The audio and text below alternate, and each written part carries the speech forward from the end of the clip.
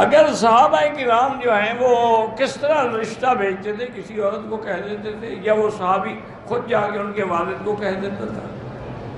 اسلام میں کیا شرم ہے؟ اسی لیے ایک دفعہ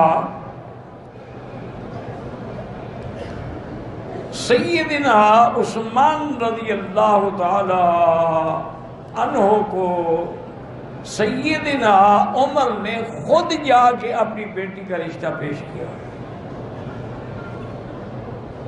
لیکن حضرت عثمان خاموش رہے، کوئی بات نہ کی، نہ انکار کیا نہ اقرار کیا۔ حضرت عمر کو غصہ آ گیا کہ بھئی یہ کیا بات ہے؟ بھئی تم نے رشتہ کرنا ہے تو ہاں کرو، نہیں کرنا کہہ تو میں نہیں کرتا۔ یہ تو کوئی جواب نہیں نا کہ آدمی چپ کر کے بیٹھا رہے۔ وہ حضور کی خدمت میں آئے، انہوں نے کہا حضرت عثمان نے میرے ساتھ اچھا نہیں کیا، حالانکہ میں نے عثمان کی عزت و عظمت کے پیش نظر اپنی بیٹی کا خود رشتہ پیش کیا، لیکن اس نے مجھے جواب ہی نہیں دیا۔ حضور مسکرائے، فرمایا عمر ناراض نہ ہوں، تیری بیٹی کا رشتہ اس بندے سے ہوگا جو عثمان سے افضل ہے،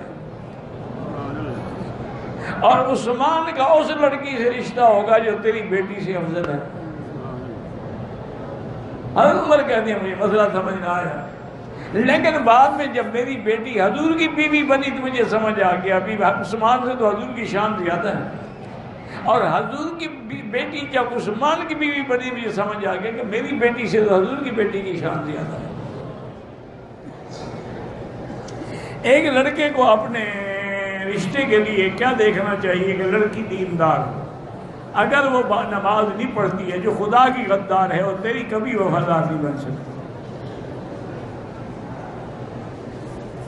هي الحلقات تحفظني بآيات من القرآن، هي الحلقات تملأني بحب المصطفى العدنان، هي الحلقات تحفظني بآيات من القرآن، هي الحلقات تملأني بحب